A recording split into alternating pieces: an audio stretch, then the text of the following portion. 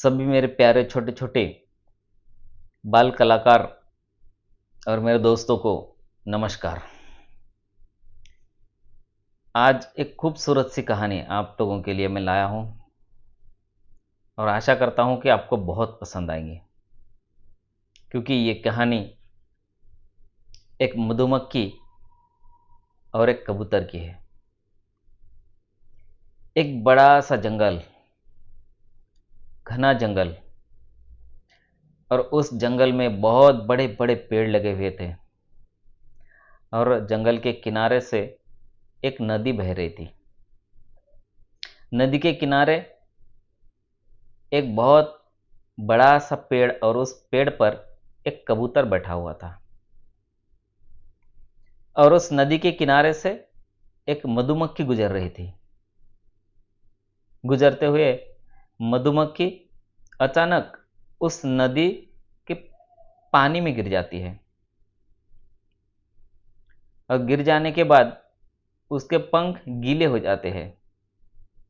वह जितना भी उड़ने की कोशिश करती है वो उड़ नहीं पाती। पंख गीले होने के कारण वो वजनदार बन गए थे, इसलिए उसके पंख खुल नहीं रहे थे और मधुमक्खी उड़ने की कितने भी कोशिश करे वो उड़ नहीं पा रही थी। जब मधुमक्खी के ध्यान में ये चीज आ गई कि मैं अभी मर जाऊंगी, मैं नहीं बच सकती, तब मधुमक्खी ने जोर जोर से चिल्लाना शुरू किया, कोई तो आओ मुझे बचा लो, कोई तो आओ मुझे बचा लो, नहीं तो मैं मर जाऊंगी, कोई तो आओ मुझे बचा लो। मधुमक्खी के चिल्लाने की आवाज उस पेड़ पर बैठे हुए कबूतर को पहुंचा। उस कबूतर ने इधर उधर देखा और उड़कर उस मधुमक्खी की तरफ चली गई। तब उसने एक तरकीब सोचा और कबूतर ने उस झाड़ से एक पत्ता अपने चोंच में लिया और मधुमक्खी के पास जाकर छोड़ दिया। उस पत्ते को देखकर मधुमक्खी ने उस पत्ते पर चढ़ने की कोशिश की और कामयाबी भी हासिल कर ली। पत्ते पर चढ़ने के बाद धीरे धीरे मधुमक्खी का पंख सूखने लगा। कुछ देर बाद जब मधुमक्खी का पंख सूख गया तो उसने उड़ने की कोशिश की और आखिर में वह वहां से उड़ गई। यह देखकर कबूतर को बहुत खुशी हुई। उसने सोचा कि चलो आज एक बहुत अच्छा और शुभ काम मेरे से हुआ है, और इस बात को लेकर कबूतर बहुत ही आनंदी हो रहे थे। कुछ दिन बीत गए।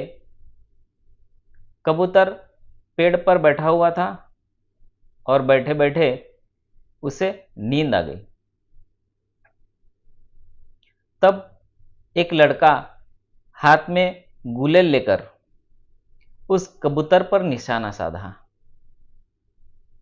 कबूतर नींद में होने के कारण कबूतर को कुछ समझ नहीं आ रहा था, गहरी नींद में सो गया।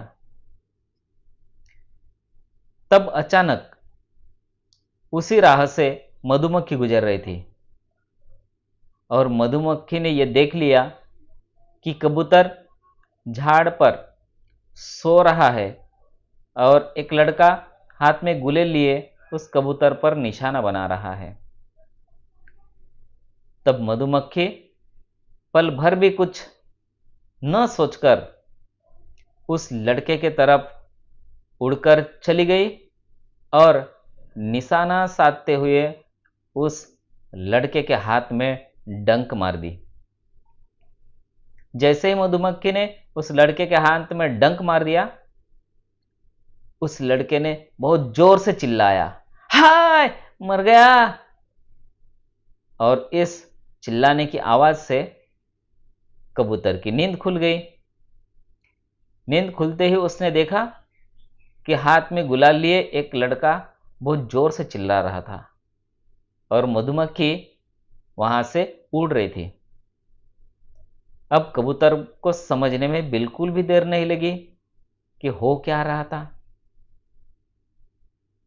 यह देखकर मधुमक्खी बहुत खुश हुई कि कभी मेरी जान बचाई जिस कबूतर ने, आज उसे मैं सहकार्य कर पाया, उसे किसी समस्या से मैं निकाल पाया। दोनों ही खुशी खुशी वहां से निकलकर चले गए और दोनों की प्राण बच गई। तो दोस्तों, ये एक प्यारी सी कहानी आपके लिए थी। इस कहानी से हमें यह सीख मिलती है कि अगर कभी कोई मुसीबत में हो, किसी समस्या में हो, तो उसे हमें सहयोग करना चाहिए, सहकार्य करना चाहिए, उसे बचाने की कोशिश करनी चाहिए। तो कभी भविष्य में अगर हमारे साथ कोई समस्या हो, हम किसी संकट में आ जाए, तो हमें भी इसका परिणाम अवश्य अच्छा मिलेगा। तो अगर किसी को सहायता करने की, सहकार्य करने की जरूरत कभी गिरे, तो आप जरूर उन्हें सहयोग कीजिए। आपका दिन शुभ रहे, आप लोग अच्छे रहे, यही कामना करता हूं। और एक सुंदर सी कहानी लेकर अगले वीडियो के साथ मिलते हैं।